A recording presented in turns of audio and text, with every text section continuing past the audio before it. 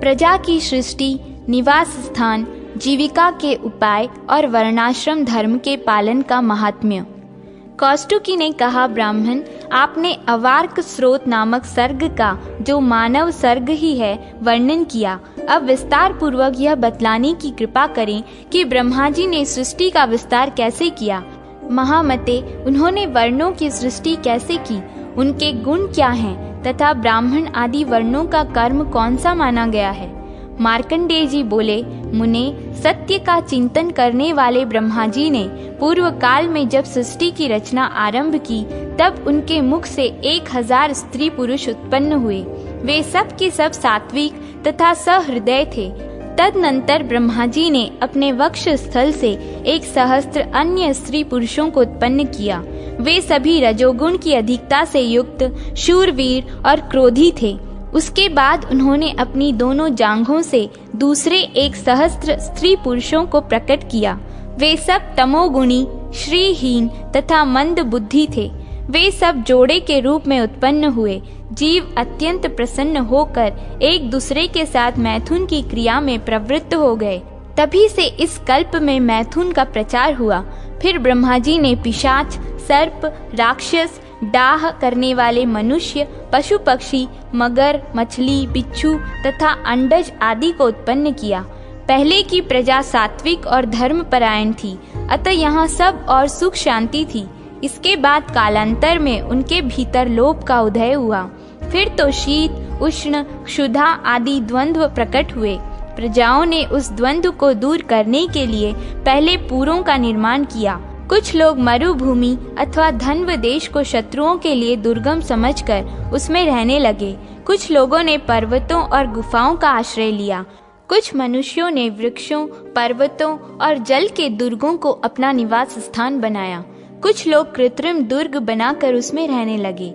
उन्होंने वस्तुओं की लंबाई चौड़ाई मापने के लिए उंगलियों से नाप नाप कर पहले कुछ माप तैयार किए। उनका पैमाना इस प्रकार बना। सबसे सूक्ष्म वस्तु है परमाणु, उससे बड़ा त्रस रेणु होता है, जो पृथ्वी की धूलि का एक कण है।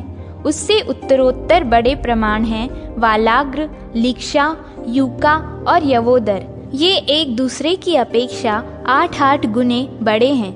8 यव का एक अंगुल, 6 अंगुल का एक पद, 2 पद का एक बित्ता और 2 बित्ते का एक हाथ होता है। 4 हाथ का एक धनुर्दंड होता है। इसी को नाड़ी का युग भी कहते हैं। 2000 धनुष की एक गम्व्युति और 4 गम्व्युति का एक योजन होता है।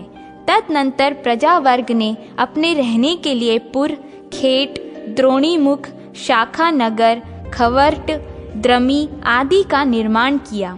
उन सब में ग्राम, गौशाला आदि की व्यवस्था करके वहां पृथक पृथक निवास स्थान बनवाए, जिसके चारों ओर ऊंची 4 दीवारी हो, जो खाइयों से घिरा हो, जिसकी लंबाई 2 कोस और चौड़ाई उसका 8वां भाग हो, वह पुर कहलाता है। उसके पूर्व और उत्तर में जल प्रवाह का होना उत्तम माना गया है। वहां से बाहर निकलने के लिए शुद्ध बांस का पुल बना होना चाहिए, जिसकी लंबाई चौड़ाई पुर की अपेक्षा आधी हो, वह खेत कहलाता है। और जो पुर के चौथाई हिस्से के बराबर हो, उसे खवर्ट कहते हैं। जिसकी लंबाई चौड़ाई पुर के 8वें हिस्से के बराबर हो, वह द्रोणीमुख कहलाता है। जहाँ 4 दीवारी और खाई नहीं है, उस पुर को खरवट कहते हैं। जहाँ मंत्री, सामंत तथा भोग के बहुत से सामान हो, वह शाखा नगर कहलाता है। जहाँ अधिकांश शूद्र हों, अपनी समृद्धि से युक्त किसान रहते हों, जो खेतों और उपभोग युक्त भूमि के बीच में बसा हो, उसका नाम गांव है। जहाँ किसी कार्य के लिए मनुष्य अन्य नगर आदि से आकर बसते हों, उसको बस्ती कहते हैं। जहाँ अधिकांश दुष्टों का निवास हो, जहाँ के रहने वाले अपने पास खेत न होने पर भी दूसरे की भूमि पर अधिकार जमाते और भोगते हैं, वह गांव द्रमी के नाम से पुकारा जाता है। वहाँ प्रायः वे लोग ही निवास करते हैं जो राजा के प्रिय हों। जहाँ ग्वाले अपने बर्तन भाड़े गाड़ियों पर लाद कर रखते हों, बिना बाजार के ही गोरस मिलता हो, गायों का समूह रहता हो, जहाँ इच्छा अनुसार भूमि रहने के लिए सुलभ हो, उस स्थान का नाम घोष है। इस प्रकार नगर आदि का निर्माण करके प्रजा ने अपने रहने के लिए घर बनाए। वे घर इस उद्देश्य से बनाए गए थे कि वहां शीत उष्ण आदि द्वंद्वों से रक्षा हो सके। जैसे पहले उनके घर के आकार के वृक्ष होते थे और वहां उन्हें जैसी सुविधाएं प्राप्त होती थीं, उन सब का स्मरण करके उन्होंने घर बनाए। जैसे वृक्ष की शाखाएं एक के बाद दूसरी तथा छोटी बड़ी ऊंची नीची होती हैं, उसी प्रकार उन्होंने अनेक प्रकार की शालाएं बनाई। द्विज श्रेष्ठ, पूर्व काल में जो कल्प वृक्ष की शाखाएं थी, वे ही उस समय प्रजा वर्ग के घरों में शाला बनाने के काम में आईं।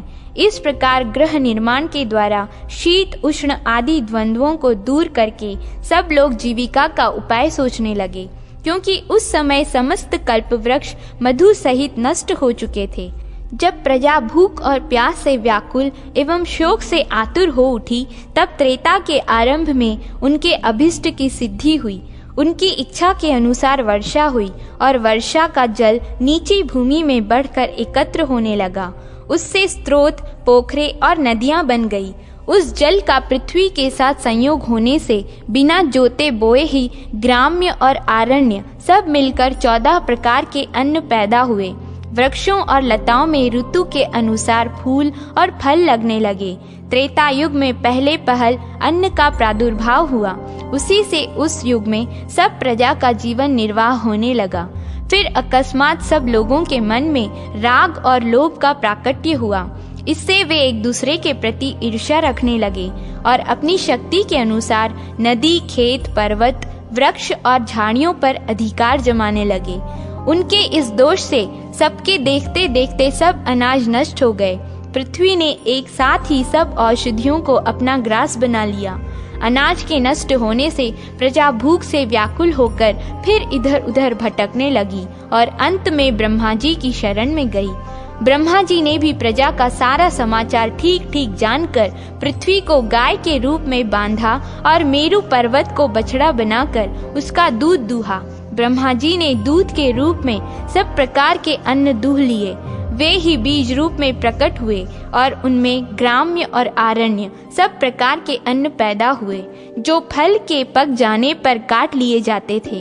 धान, जौ, गेहूं, छोटे धान्य, तिल, कंगनी, ज्वार, कोदो, तीना, उड़द, मूंग, मसूर, मटर, कुल्थी, अरहर, चना और सन, ये 17 ग्राम्य औषधियों की जातियां हैं। यज्ञ के काम में आने वाली केवल 14 औषधियां हैं, जिनमें 7 ग्राम्य और 7 आरण्य हैं। उनके नाम ये हैं: धान, जौ, गेहूं, छोटे धान्य, तिल, कंगनी, कुल्थी, सांवा, तीना, वन तिल, गवेधुक, कुरुविंद, मकई और वेणुयव। जब बोने पर भी ये औषधियां फिर न जम सकी, तब भगवान ब्रह्मा जी ने अन्न की वृद्धि के लिए हाथ से काम करने की प्रणाली को ही जीविका का उपाय बनाया। तब से जोतने बोने पर अन्न की उपज होने लगी। इस प्रकार जीविका का प्रबंध हो जाने पर ब्रह्मा जी ने न्याय और गुण के अनुसार वर्णाश्रम धर्म की मर्यादा स्थापित की। अपने कर्मों में लगे हुए ब्राह्मणों को ब्रह्मलोक की प्राप्ति होती है। युद्ध में पीठ न दिखाने वाले क्षत्रियों को इंद्र का पद प्राप्त होता है। स्वधर्म परायण वैश्यों को मरुदणों का लोक मिलता है। सेवा में संलग्न रहने वाले शूद्र गंधर्व लोक में जाते हैं। जो लोग गुरुकुल में रहकर ब्रह्मचर्य पालन पूर्वक वेदा अध्ययन करते हैं, उन्हें 88,000 उधर्ववेता महर्षियों को प्राप्त होने वाला स्थान मिलता है। वानप्रस्थ धर्म का पालन करने वाले लोग सप्त ऋषियों के लोक में जाते हैं। गृहस्थ धर्म का विधिवत पालन करने वालों को प्रजापत्य लोक की प्राप्ति होती है। सन्यासियों को ब्रह्म पद और योगियों को अमृतत्व की उपलब्धि होती है। इस प्रकार भिन्न भिन्न वर्ण धर्म और आश्रम धर्मों का पालन करने वाले लोगों के लिए पृथक पृथक लोकों की कल्पना की गई है।